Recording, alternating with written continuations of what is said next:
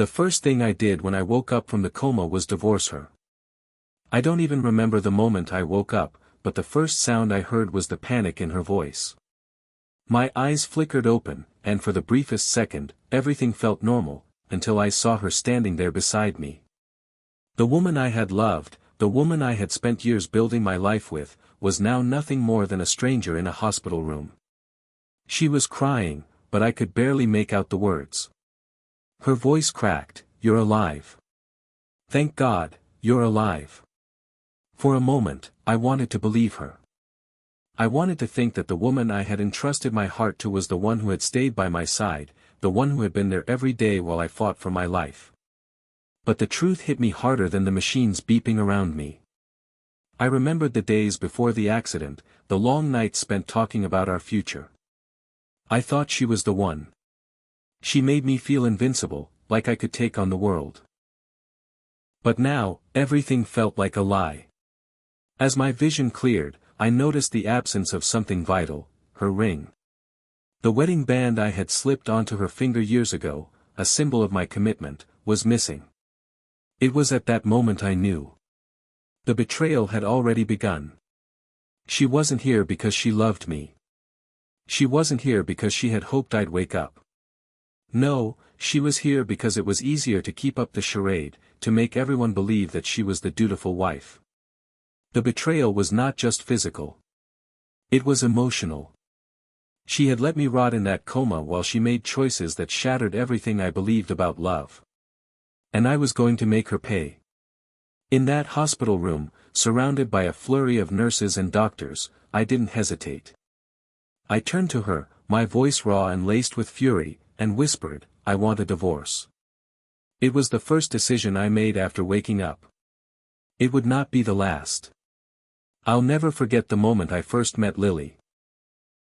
It was at a mutual friend's party, a small get-together at the kind of place where time seemed to slow down, and the world outside disappeared. She walked in, with a smile so radiant that it could outshine the dimmest room. I remember thinking that this must be fate, the kind of love that stories are made of.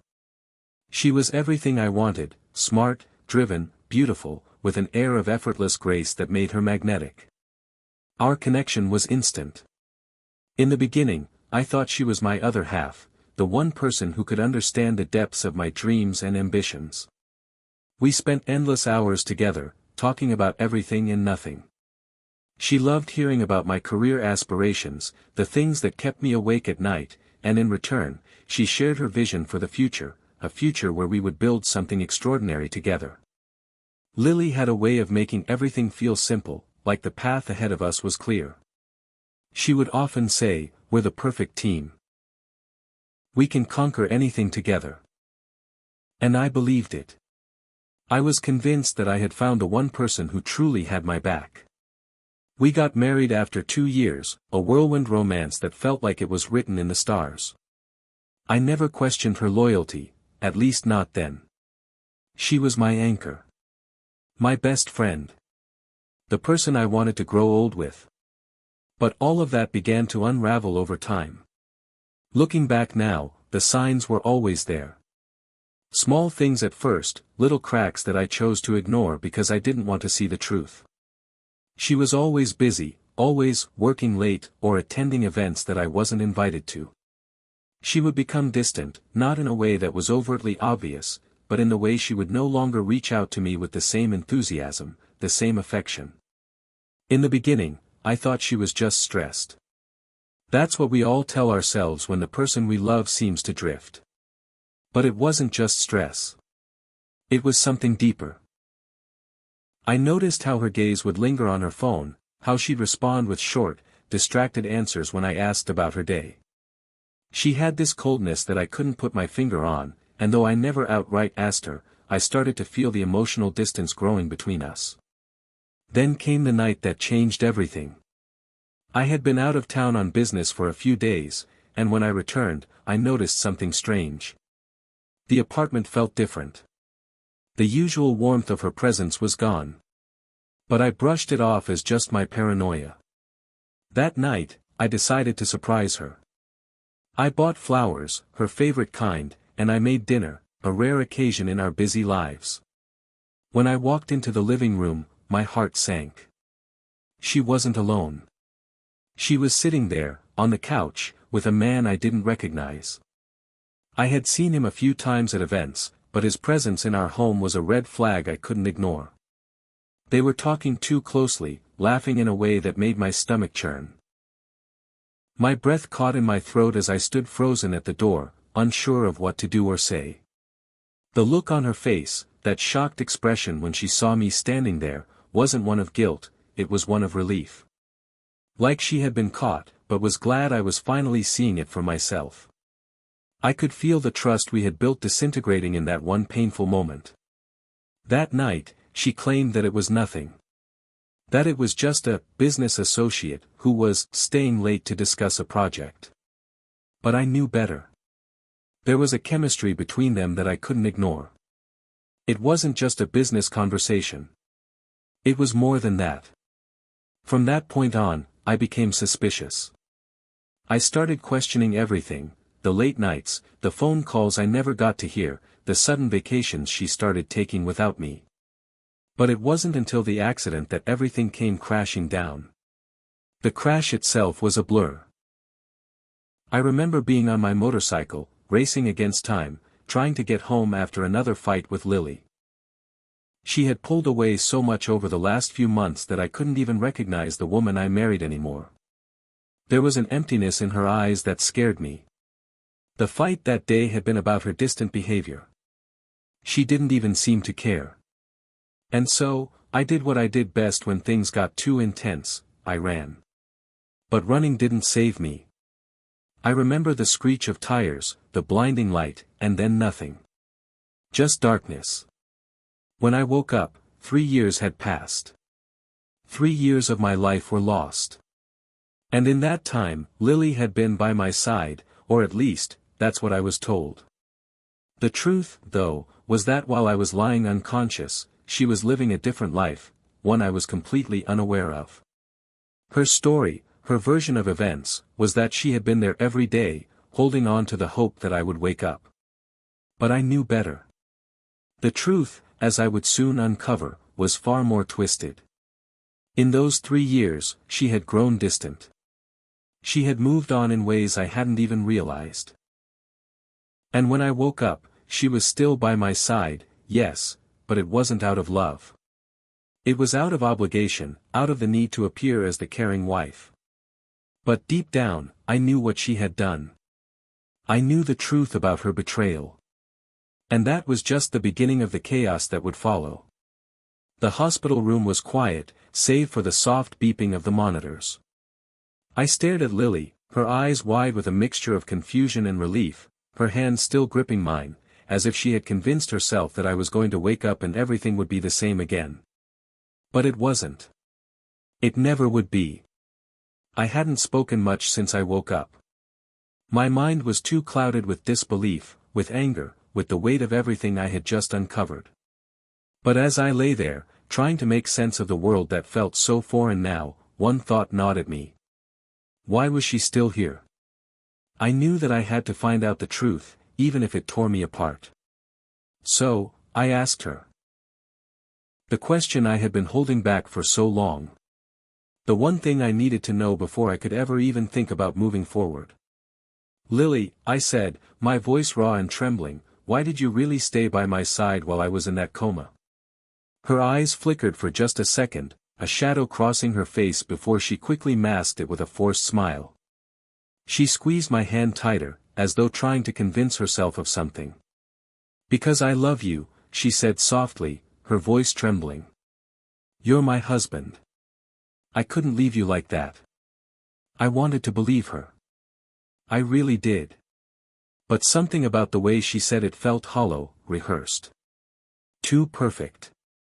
I leaned in, my eyes narrowing. Lily, I know what you did. The words hung in the air, heavy and charged with the truth I had spent 3 years trying to ignore. I had heard enough. I had pieced together the fragments of information I had overheard during my time in that coma. The whispers, the conversations, the vague murmurs from the outside world. The truth was ugly, and it was staring me right in the face. She froze, her breath catching in her throat. Her hand, which had been gripping mine, suddenly slipped away, as if she realized she couldn't hide anymore. The smile faltered, and for the first time, I saw the fear in her eyes. "What do you mean?" she stammered, her voice barely a whisper. "You know exactly what I mean," I shot back, a fire igniting in my chest. "You think I didn't hear the conversations? You think I didn't know about him?" Her face went pale, the blood draining from her cheeks. For a long moment, she didn't say anything, and the silence between us grew unbearable. The truth was out, but she wasn't ready to face it. Him I was talking about was a man named Ethan. I'd heard him mentioned in hushed tones, his name repeated in fleeting conversations when no one thought I could hear. He was a colleague of hers, someone she had worked with closely. At first, I didn't think much of it. He was just a coworker, right? But then I began to hear snippets, offhand comments that made my blood run cold. "Ethan's been such a help," she'd said. "He's been there for me in ways I never expected." The way she said it, the underlying emotions in her voice, wasn't the way you spoke about a colleague. It was the way someone spoke about a lover. I had pushed the thought away, convinced that I was just paranoid. But then, the night I returned home early, I saw them together, sitting so close, the chemistry between them undeniable. She had been smiling at him in a way that she had never smiled at me in months. The kind of smile that said more than words ever could. I could feel my heartbeat quicken, my hands clenched into fists. "Don't lie to me, Lily. I heard everything. The night I was in the hospital, you weren't by my side the way you claimed. You were with him." Her breath hitched, and she shook her head violently. "No, that's not." "Don't," I interrupted, cutting her off. "Don't try to deny it. I know the truth now." She looked down, unable to meet my gaze. The guilt radiated off her like heat from an open flame. I could feel it. The weight of her lies, of the years of deception, pressing down on me. For the first time, I saw her for who she truly was, a woman who had been playing a dangerous game while I was incapacitated, a woman who had let the facade of our perfect marriage crumble, piece by piece, as soon as I was no longer able to defend myself. I didn't mean for it to happen," she said, her voice trembling. "Ethan and I, we just got close, and after everything with you, after the accident, I was so lost. I didn't know what to do. I couldn't believe what I was hearing." Every word she spoke was like a dagger, each one twisting deeper into my heart. She wasn't just emotionally distant. She had fallen in love with someone else, someone who had been there for her while I lay in that coma, fighting for my life. While I fought for us. And worse, she was admitting it now, without even a shred of remorse. "You used me," I spat, my voice rising in fury. "You used me and then you threw me away." Her eyes filled with tears, and she opened her mouth as though to say something, but I couldn't hear it. Not anymore. The betrayal was too much. The truth was too ugly to ignore. "I didn't know how to fix it," she whispered, voice breaking. "I was so confused. I thought I was doing what was best for everyone." "For everyone?" I echoed bitterly. "You think destroying everything we built was what's best? You think abandoning me while I lay in a hospital bed was best? Do you even hear yourself?" She was silent for a long time. The tears that had threatened to fall finally spilled, but I didn't care. The woman I had loved was gone. And in her place, there was just this stranger, this liar who had shattered my world. And for the first time in years, I didn't feel sorry for her. I didn't care about her tears.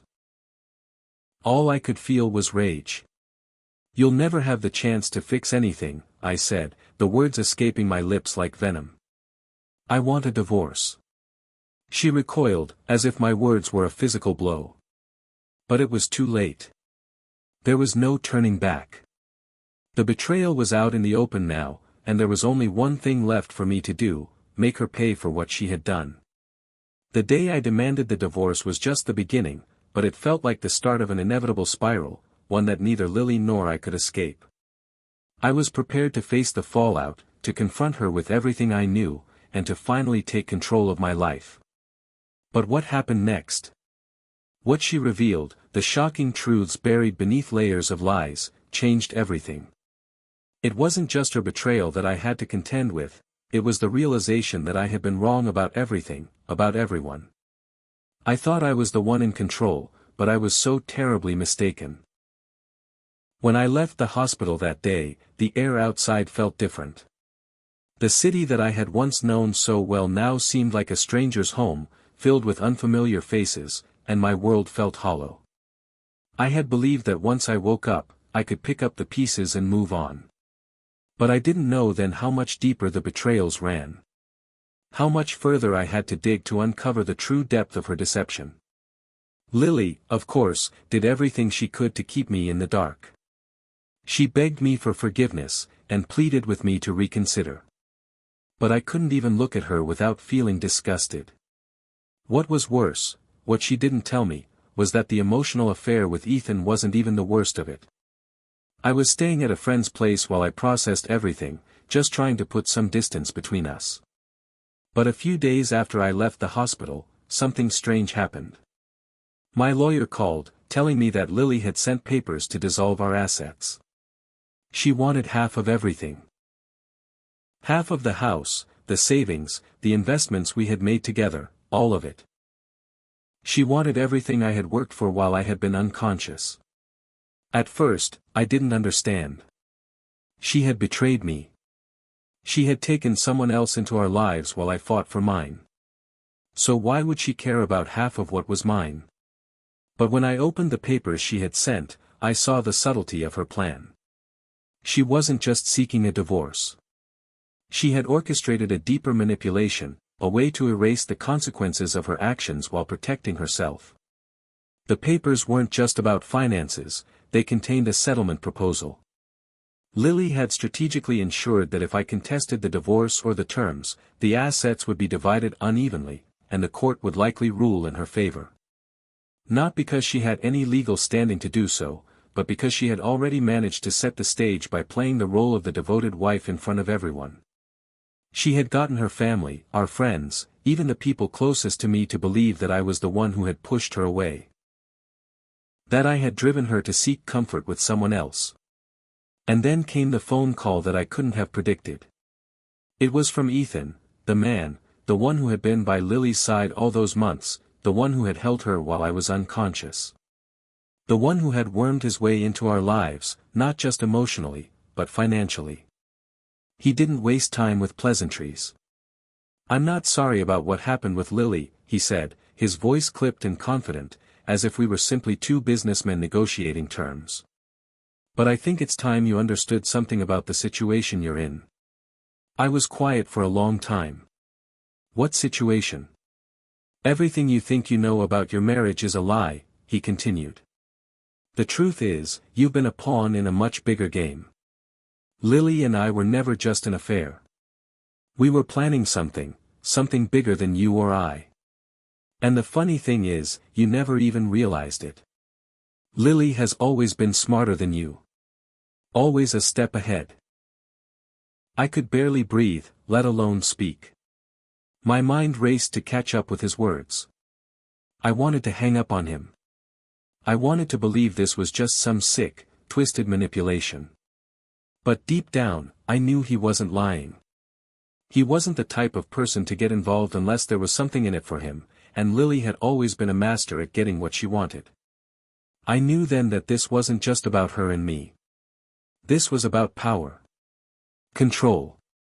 And what she had been doing behind my back was far worse than an affair.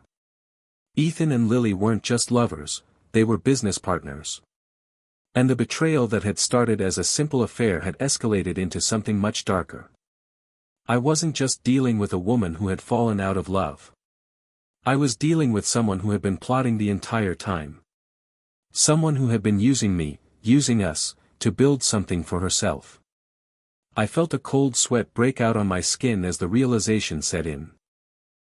Lily had been siphoning money from our joint accounts, funds that had been set aside for future investments, for us to retire comfortably, for our children, had been redirected into offshore accounts, all in her name. It wasn't just money. She and Ethan had been laying the groundwork for something far more dangerous. They were planning to take control of the company I had spent years building. All these years, she had played me. All those moments when I thought we were a team, when I thought she was my partner in everything, she had been playing a game. She had orchestrated her way into my trust, into my life, while behind the scenes, she had been tearing it all apart. This wasn't just personal. This was corporate sabotage. This was financial betrayal of the highest degree. They were working together to destroy everything I had worked for. The business I had built from the ground up, the legacy I wanted to leave behind, it was all under threat, and I was too blind to see it until now. I couldn't allow it to go on any longer. I had to act fast. I quickly called my lawyer and told him everything I had just learned.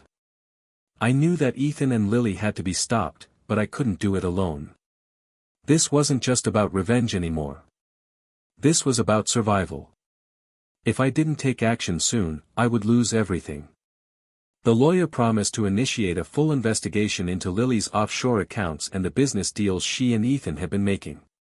But there was a deeper layer to this that still haunted me. Why had she done it? Why had she let it go this far? And how much was she willing to sacrifice for power? I realized then that the battle ahead of me was not just a personal one. It was a fight for everything I had built. A fight for control over my own life. And this time, I wasn't going to lose. The days after the phone call with Ethan were a blur. Every moment felt like a fracture in my mind, each piece of the puzzle falling into place with sharp clarity, but also with an overwhelming sense of anger and disbelief. I could no longer look at Lily as the woman I had married. She wasn't just a person who had betrayed me emotionally, she had built an empire of lies and manipulation around me, weaving a network of deceit that threatened everything I held dear. This was no longer just about her and me. It was about what she had taken from me, the years I had spent in that coma, the trust one had placed in her, and, most importantly, the future I had worked so hard to create. But this time, I wasn't going to let her get away with it. I had spent 3 years unable to fight back. Now, I would fight with everything I had. I began to formulate my plan, methodically, with precision. I had to think several steps ahead. Revenge was never about just inflicting pain.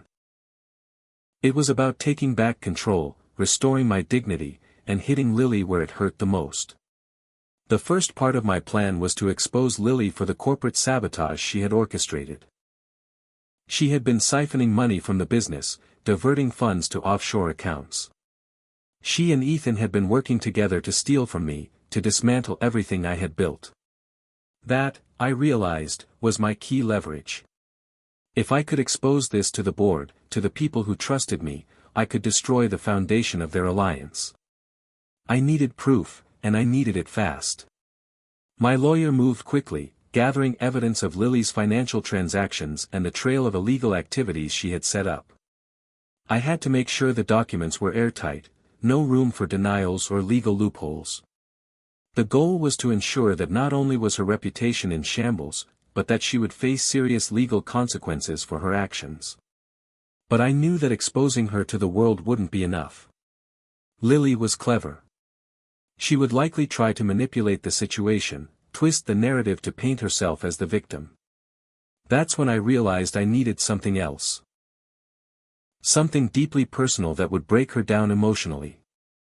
This wasn't just about hitting her professionally, this was about dismantling the very core of her ego. It was about breaking down the woman who had once convinced me that we were soulmates, the woman who had fooled everyone into thinking she was perfect. I had to make her question everything she had ever believed in. I had to make her feel as small and insignificant as I felt. The next step in my plan was to infiltrate her world, her network of friends and business associates. I began to leverage my connections, subtly planting seeds of doubt about her character, making sure that those closest to her knew what she had been up to. This wasn't about being cruel, it was about making her realize that the world she had carefully curated, the one where she was the queen of everything, was now crumbling beneath her feet. I reached out to some of her closest colleagues, those who had once admired her for her intellect and charm. With careful precision, I fed them small pieces of the truth. I didn't need to reveal everything all at once. Just the right amount of information, just enough to make them question her loyalty, her honesty, and her true intentions. The final part of my plan involved Ethan. He was the wild card in this whole mess. The one person who had pushed me beyond my breaking point. He was not just a business partner to Lily, he was her accomplice, her co-conspirator, the one who had made it all happen. If there was one thing I knew about Ethan, it was that he thought he was untouchable. He had convinced himself that he had everything under control. But I had something that he didn't: leverage. I spent days digging into Ethan's past, his financial history, his personal connections, his secrets. And just as I had suspected, there was plenty of dirt to work with. Ethan had his own skeletons in the closet. He had been involved in some questionable business dealings before, and I had no doubt that if I exposed him, it would ruin his life just as much as it would ruin Lily's. I didn't need to take him down with force. I just needed to expose his darkest secrets, the ones that would make him vulnerable. I set up a meeting with him. A place, a time, a situation where I could lay the cards on the table. I didn't need to be subtle anymore. I knew the stakes, and I knew that this was my moment. The day of the meeting arrived, and I walked into the dimly lit office, my heart steady, my mind clear. Ethan was already there, sitting behind a large desk, his usual confident grin plastered across his face. He didn't even seem to acknowledge the tension in the air. He leaned back, casually crossing his arms. "Didn't think you'd come," he said, his voice oozing with arrogance. "But I suppose you've figured it out by now, huh? You've been played. All of this, everything, was part of the plan." I stood there, staring him down, letting the silence hang between us for a moment. I had been anticipating this confrontation for weeks. And now that it was happening, I felt a strange calm wash over me. "I didn't come here to talk about plans," I said quietly, my voice cutting through the tension. "I came here to end this." He raised an eyebrow, clearly amused. "End it? What do you think you're going to do? You're powerless. You've lost everything." I smiled, and for the first time in months, I felt a sense of satisfaction. "You're wrong, Ethan. You're not the one with control here. I am." I slid a folder across the desk. Inside it were documents, proof of his previous business dealings, the ones that would ruin him if they got out. It was a calculated move. Ethan had always believed that his secrets were buried, that no one would ever find out about the things he'd done. But I had done my homework. "You're not untouchable," I said coldly. "And neither is Lily. Your little empire is about to come crashing down. And when it does, don't say I didn't warn you." He looked down at the papers, his expression faltering for the first time. His arrogance slipped away, replaced by a look of panic. But I wasn't done yet.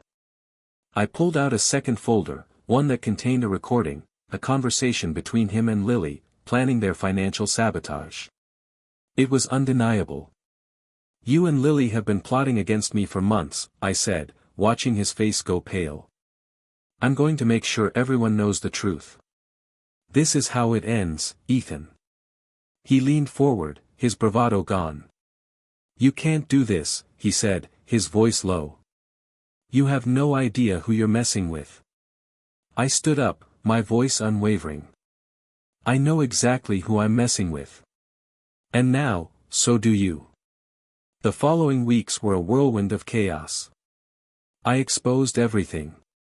The board members, the investors, the people closest to us, all learned the truth. The financial sabotage. The lies. The manipulation. And Lily, once so polished and perfect, now stood as nothing more than a fraud. But it wasn't just about the destruction of her professional life. It was the way she had tried to destroy me. The way she had played the victim, pretending that she had been wronged, when in reality, she had been the one pulling the strings all along. Watching her unravel was poetic. It was like watching a queen fall from her throne. The final blow came when her legal team realized they couldn't fight the evidence I had gathered. Lily lost everything, her reputation, her wealth, her influence. But what hurt her most was seeing her closest allies turn against her, unable to stand by her once the truth came to light. As for Ethan, his world crumbled just as quickly. His secrets were exposed, and the shame was too much for him to bear. He disappeared from the public eye, his career destroyed, his future uncertain. I, on the other hand, stood at the center of the storm, unbroken. I had taken back control of my life. I had faced my fears and my anger head-on. But there was one thing I didn't anticipate, the satisfaction. The revenge wasn't just in the destruction of their lives. It was in the sense of closure, of reclaiming what had been taken from me. I had faced the demons of my past, and I had won. But I knew, deep down, that this wouldn't be the last time I faced betrayal. Life had a way of throwing curveballs, and I was ready for whatever came next. The aftermath of everything was quieter than I expected. In some ways, it felt like a chapter of my life had been closed, but in others, it was only just beginning. Lily was gone. Ethan was gone. The business I had worked so hard to build was now mine again, no longer under the shadow of their lies. But despite the satisfaction of having taken back what was rightfully mine, I still couldn't shake the feeling that the battle wasn't over. It never is. In the weeks that followed, I made sure to clear the wreckage left behind. The legal battles were long and exhausting, but nothing felt sweeter than watching Lily crumble as she was forced to pay the price for her deception. The woman who had once been my everything was now nothing more than a cautionary tale, a footnote in my life. Every step she took to reclaim what she had lost only dug her deeper into a hole she couldn't climb out of. It was a slow, painful process, one that stripped her of everything she had worked so hard to manipulate. But I was done playing her game. I had learned something during those years of betrayal, and it was this: trust is a fragile thing. Once broken, it's impossible to repair, no matter how many apologies or promises you make. And so, when I finally signed the final divorce papers and watched her leave my life for good, there was no more bitterness. Just peace. As for the company, I took back control, and I made sure that the people who had helped me along the way were rewarded. I rebuilt the trust that had been lost, worked tirelessly to restore my reputation, and put everything I had into making sure that nothing like what had happened to me would ever happen again. I became more strategic, more cautious, and yet, I was driven by something greater now, something I hadn't fully realized until the dust had settled. I was driven by purpose. The truth, however, is that this story isn't over, not by a long shot. The people I once called friends, the business partners I thought I could trust, were just as much a part of the web of lies that Lily had spun. And now, I had a target on my back, a target I hadn't even considered until I began to rebuild. There were still people in my life who were willing to manipulate me, who saw my rise as a threat to their own ambitions. The question was no longer just about Lily and Ethan. It was about the people I had trusted most, the ones closest to me. Who was truly loyal? Who was really on my side? And that's where the next chapter of this story begins. I had uncovered the most painful betrayal of all, from the person who was supposed to love me the most. But as I move forward, I'll have to ask myself, can I trust anyone? I've learned that the game never ends. There will always be new enemies to fight, new people to outsmart, new faces hiding secrets. Maybe they won't be the same kind of betrayal as before, but one thing's for sure, my life will never be the same. And I will never allow myself to be vulnerable in the way I once was. But while my enemies are many, my resolve is stronger than ever. I have the power now. I have the tools to protect myself, and I will use them. Because nothing will stop me from getting what I deserve. I'm no longer the man who was betrayed. I'm the man who will make others pay. And that's just the beginning. But there's more. The truth I uncovered wasn't the last surprise in store for me. There are people still out there. People who will stop at nothing to destroy me, to take everything I've worked for. Some of them wear masks of friendship. Some of them are in positions of power. And in the next video, I'll reveal just how far these new enemies are willing to go, to get rid of me once and for all. So, what happens next? Will I continue to build the life I deserve, or will new betrayals rise from the shadows, ready to tear it all down? Don't miss what comes next. Click the link to follow this twisted story and find out who's pulling the strings behind the scenes, who can still be trusted, and who will face the next wave of vengeance. The game isn't over. Not by a long shot.